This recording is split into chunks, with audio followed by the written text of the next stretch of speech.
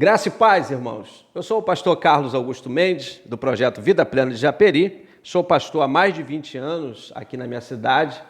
Eu sou casado com a pastora Adriana Mendes, sou pai do Marcos e da Débora e já sou avô da minha netinha Milena, minha netinha linda. Estarei ministrando esta disciplina fantástica que é a administração eclesiástica. Ela se encontra no nosso módulo prata da FAIT, a Faculdade Iguaçuana de Teologia, tá ok? Então peço sua atenção, porque este é um assunto muito importante, assunto muito relevante e que tem sido esquecido por alguma parte da liderança nos dias de hoje. Nós somos luz do mundo, nós somos sal da terra, né, e luz do mundo, mas pensamos muitas vezes nisso só no aspecto espiritual. Só que a igreja está inserida num contexto social também. Então precisamos, com nossas responsabilidades, nos portar de forma que não dê escândalo e levar a obra de Deus com o zelo necessário que ela precisa e que ela requer. Tá ok? Então, quando a gente começa a olhar este assunto de administração eclesiástica, a gente se pergunta, e isso é importante porque a resposta logo vem, o que a Bíblia diz sobre administração eclesiástica? O que a Bíblia diz sobre este assunto de administrar bens móveis e imóveis, ao mesmo tempo que lidar com pessoas na igreja e na obra de Deus? Então, irmãos, primeiro é preciso lembrar o seguinte, que a igreja de Cristo, ela é ao mesmo tempo um organismo e uma organização. Ela não é só um organismo e também não é só uma organização. Ela é os dois ao mesmo tempo. Como organismo, a igreja ela é o corpo místico de Cristo na face da terra. O que é isso? É o corpo de Cristo, o corpo invisível de Cristo. É a igreja chamada de todos os santos, é a igreja universal, é a igreja de todos os salvos, é a igreja de todos aqueles que confessaram a Cristo como seu único e suficiente Salvador, passaram aí pelo batismo e foram recebidos então numa igreja local. Mas mesmo antes de ser de uma igreja local, ele já pertence à igreja de Cristo, ao corpo de Cristo na face da terra. Todos os crentes de todas as tribos, línguas e nações fazem parte do corpo de Cristo. Cristo é o cabeça e é o mantenedor de todo o corpo que é a igreja. Mas a igreja também ela é uma organização. E como organização, ela é uma entidade jurídica sem fins lucrativos, regida por um estatuto. Preste bem atenção nesta parte, irmãos, porque quando se fala de entidade jurídica, já se fala de responsabilidades jurídicas. Quando se fala aqui de sem fins lucrativos, para ter uma ideia, toda a doação que chega da igreja, todo o patrimônio que a igreja vai receber, ela só recebe por doação voluntária. É uma redundância, sim, mas é isso mesmo que eu quero dizer. As pessoas que fazem parte de qualquer instituição sem fins lucrativos, elas só vão adquirir o seu patrimônio naquela localidade por doação. No caso da Igreja de Cristo, trabalhamos com os dízimos e com as ofertas. Os dízimos e as ofertas que chegam diante do altar. E pensando assim desta maneira, irmãos, é muito importante pensar que então, se tudo que é comprado na igreja é com dinheiro que foi doado e chegou diante do altar, todo o patrimônio, o prédio, as cadeiras, tudo que existe ali, embora seja administrado por pessoas, o patrimônio é de Deus. Portanto, nem todas as pessoas, ainda que sejam todas cristãs, fazendo parte do corpo de Cristo, têm a habilitação dada por Deus para poder administrar esses bens móveis e imóveis. Tudo que existe pertence ao Senhor, é o Salmo 24 que nos fala isso. Então, a igreja e as coisas que pertencem à igreja, elas não são do pastor, também não são dos membros, pode ser o membro fundador, pode ter o que for, quanto tempo de igreja, de denominação, mas tudo pertence a Deus, isso precisa ficar muito claro. E ela é regida por um estatuto, e nós vamos ver sobre este assunto detalhadamente um pouco mais à frente, tá ok? Seguindo aqui no nosso índice, nós vamos trabalhar nesta matéria de administração eclesiástica, no módulo prata, com 4 pontos principais. Aqui nos nossos slides, nesse primeiro vídeo, vamos tratar de uma forma mais sucinta, mais prática, mais objetiva, e eu vou tentar passar a você a minha experiência pastoral para lhe ajudar a ser um líder melhor do que eu. Então, irmãos, o primeiro ponto é a administração eclesiástica, que vem os assuntos. Administração, conceito etimológico, o que é administrar, quem é o administrador, administração eclesiástica, o que é, definição etimológica, definição extensiva, liderança eclesiástica, o que é, forma de governo eclesiástico. Está aqui algo muito importante que a liderança e a membresia precisam saber. Congregacionalismo, o presbiterianismo, o episcopado e a representativa. Ainda nesse primeiro tópico, vamos falar sobre liberdade religiosa.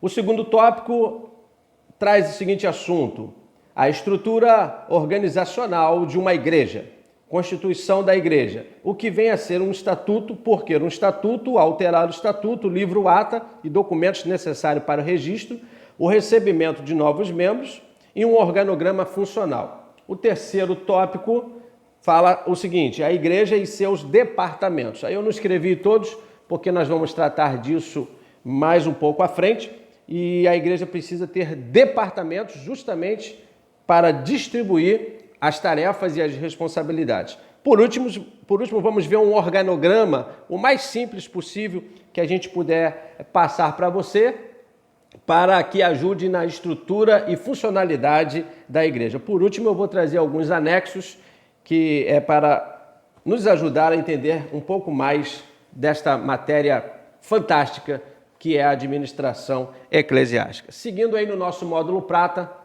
de uma forma um pouco reduzida, mas importante, nós vemos aí na página 41 a nossa introdução, ok?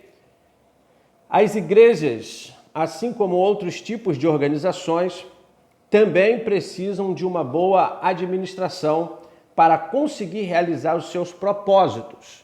Eu peço a você que, de alguma maneira, grife esta palavra propósito, ou neste caso aqui no plural, os propósitos. Por quê, pastor? Simples. Porque enquanto aquela comunidade cristã que se reúne, os santos em Cristo que formaram uma igreja local, não encontram o verdadeiro propósito pelo qual a igreja existe na face da terra, vai andar perdida, vai andar circulando no deserto em volta de montes e não vai chegar a lugar nenhum. Porque quando encontramos o propósito da existência da nossa igreja, nós vamos cumprir as tarefas com mais facilidade. Então precisa saber do propósito para então cumprir a tarefa e alcançar os seus alvos e objetivos como igreja, tá ok? Então grifa aí que é importante. Seguindo, diz assim: todas as igrejas recebem seus recursos e precisam saber lidar com o seu patrimônio para continuarem com a missão e propósitos. Por isso, também é preciso saber lidar com as pessoas que fazem parte da igreja. Então, também eu peço que você, de alguma forma, grife esta parte. É preciso saber lidar com as pessoas que fazem parte da igreja. Porque a igreja, irmãos, ela é composta por pessoas. Ninguém é igreja sozinho. Ninguém é liderança sozinho. Não existe só membresia ou só liderança. Existem os dois.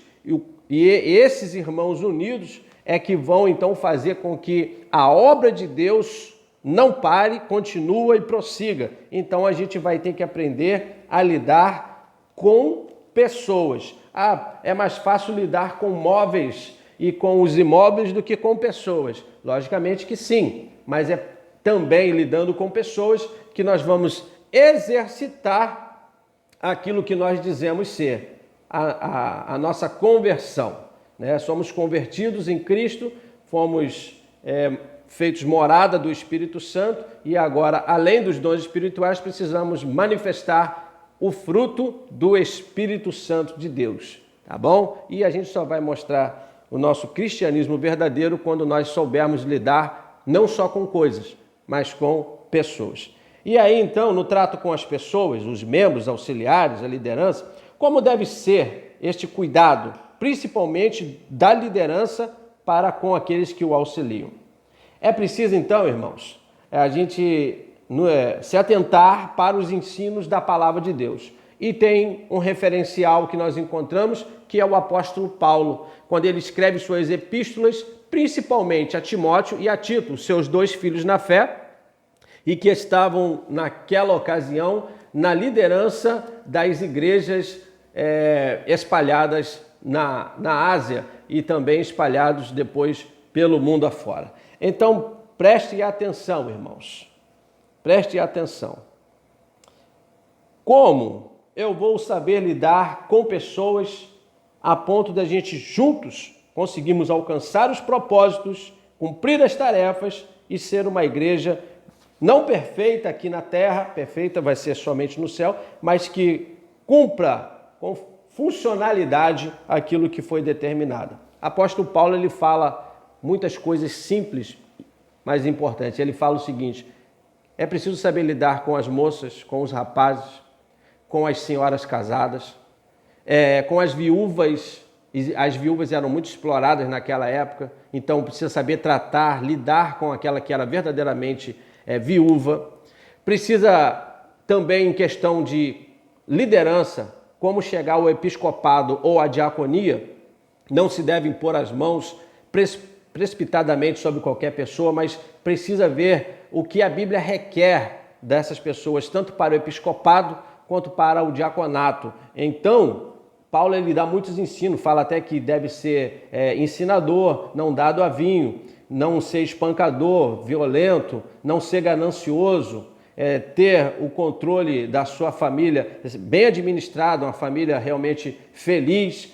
Também diz que deve, no caso, ser casado com um homem, casado com uma só mulher, não pode ter a bigamia, né? Já é proibido no nosso próprio Brasil na legislação, a bigamia é ser casado legalmente com duas mulheres, ou vice-versa, tá? Então, Paulo, ele orienta a igreja a essa questão de saber tratar cada uma dessas pessoas, porque às vezes as pessoas dão um trato igual para todas as pessoas e alguém vai ser ferido porque alguém não precisava ser tratado daquela outra forma como era o tratamento que deveria ser para outra pessoa, tá ok? Então nós precisamos saber disso, porque o resumo do que o apóstolo Paulo ele fala é que nós precisamos ter educação, cortesia e respeito. Por quê? Porque antes da pessoa que pertence àquela comunidade cristã, ela ser teu irmão em Cristo, ser um membro da igreja, ela é uma pessoa. Então, como pessoa, ela precisa ser respeitada. Também Paulo fala que precisava agir com firmeza. Então, como que vai agir com firmeza? Tratando todo mundo super bem, a mil maravilhas. Precisa, então, encontrar um ponto de equilíbrio entre a cortesia e entre a firmeza, mas tem que se tratar todos, cada um merecendo o seu trato devido. E aí, não se deve confundir autoridade com autoritarismo. Vamos falar disso ao longo desta matéria, mas grave bem no seu coração, porque a autoridade é um poder que foi delegado a você por alguém que é maior do que você, que tem mais poder do que você, e então lhe emprestou, lhe delegou o poder, lhe deu autoridade para agir. Autoritarismo seria, então, o mau uso dessa autoridade, e isso nós vemos em todos os setores da vida, e também encontramos esses erros na Igreja de Cristo. Bom, precisamos lembrar que a igreja, ela não é de pastor e nem de membros. A igreja é de Cristo. Nós não somos donos, não podemos agir com o autoritarismo. Devemos sim usar a autoridade, isso se eu for um líder na igreja, tá ok? Seguindo, irmãos, nós vamos ver que nosso primeiro tópico fala a administração eclesiástica, que está na página 41 ainda, e que fala assim: administração, conceito etimológico. A palavra administração vem do latim ad, que significa direção para, e tendência para, e minister, que é igual a subordinação ou obediência. Juntando esses dois significados, serviria então assim, é uma obediência a uma direção pré-determinada, né? Alguém já tem uma direção e então eu vou me subordinar, eu vou obedecer àquela direção. Administração é a tomada de decisão sobre recursos disponíveis, trabalhando com e através de pessoas para atingir objetivos. A tarefa básica da administração é o de fazer as coisas por meio das pessoas, de maneira eficiente e eficaz. Aqui cabe dizer o seguinte: nós vamos trabalhar com pessoas e todos nós que encontramos o propósito da existência da igreja na Terra, teremos tarefas, missões a cumprir. Então vamos precisar de pessoas para cumprir de forma eficaz essas tarefas. Só que nós não podemos nos aproveitar dessas pessoas. Isso falando em relação da liderança com os liderados. Por quê? Porque essa forma de agir seria uma característica do mau uso da autoridade, ou seja, é um autoritarismo. Seguindo aqui, irmãos, na página 42 e na página 43, nós vamos na seguinte pergunta: o que é administrar? Nós vimos o conceito do que é administração e então o que é administrar? É a ciência de gerir um organismo retirando-o da inércia, levando-o à melhor funcionalização. É distribuir as responsabilidades e não executar todas as tarefas sozinho. Por favor, grife esta parte. É distribuir as responsabilidades e não executar todas as tarefas sozinhos, tá ok? Quando nós vamos administrar, e administrar está muito ligado à liderança, a liderar, nós vamos tirar aquele organismo vivo da inércia e vamos levá-lo a funcionar para aquilo que ele foi criado. Então, ninguém vai conseguir fazer isso sozinho, irmãos. Não, eu já vi ministérios acabarem porque um determinado pastor ele queria fazer tudo sozinho. E ele fazia tudo sozinho, mas aí ele não aguentou fazer tudo sozinho. Então, precisamos, irmãos, distribuir essas responsabilidades para que todo o corpo de Cristo trabalhe. Na Bíblia, nós vemos muitos textos, irmãos, e esses textos são interessantes pensar neles, porque são textos práticos, existem tantos outros, eu vou citar alguns que está no nosso módulo prata. Em Mateus 20, do versículo 20 ao 28, entre os filhos de Zebedeu, aquele pedido da mãe dos filhos lá de Zebedeu, e ela queria que eles se assentassem lá, um à direita, um à esquerda de Jesus. E Jesus, no resumo da ópera, ele simplesmente diz o seguinte, que o Filho do Homem, ele não veio para ser servido, ele veio para servir. O que ele estava fazendo com isso? Formando uma mentalidade de servo na vida daquela liderança. Que é isso, pastor? O líder ele tem que mandar. Sim, ele vai mandar quando ele tiver que mandar, mas ele vai aprender a ser um servo. Tá ok? Em 1 Reis 12, no versículo 7, está escrito sobre a história de Roboão, filho de Salomão. E esse texto é interessante porque ele é o inverso, ele agiu ao inverso da nossa aula. Diz assim, ó: e eles lhe falaram, se hoje fores servos deste povo e os servires, e respondendo-lhe, lhes falares boas palavras, todos os dias serão teus servos. O que acontece é que Roboão, após assumir o reinado no lugar do seu pai, ele vai fazer o quê? Vai perguntar aos anciãos como deveria agir. Os anciãos deram essa resposta. Se ele aprendesse a servir ao povo, ele teria um povo que serviria a ele, que ajudaria a alcançar os seus propósitos. Mas aí ele se consultou com os jovens que cresceram com ele, deram um conselho ao contrário, e o resultado disso é que ele provocou tanta raiva nas pessoas que um tal de Jeroboão provocou uma rebelião e causou a divisão das tribos Reino Norte e Reino Sul em Israel. Em Filipenses 2, versículo 5 ao 7, esse aqui é um texto extraordinário. O que é que nós vemos? Vemos Cristo Jesus sendo o exemplo de servo. Ele foi tão submisso que ele levou a sua obediência até o fim, e fim de morte e morte de cruz.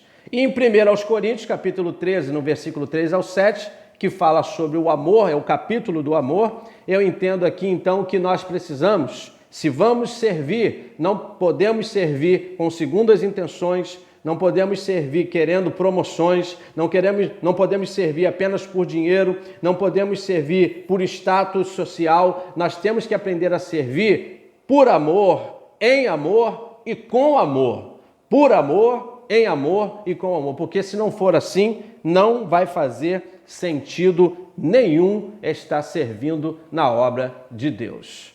Nós vamos encerrar esse primeiro vídeo por aqui. No próximo módulo, no próximo vídeo, melhor dizendo, nós vamos falar sobre administrar a um só tempo, planejar, organizar, comandar e controlar e mais uns outros assuntos. Que Deus nos abençoe e eu aguardo vocês em nome de Jesus.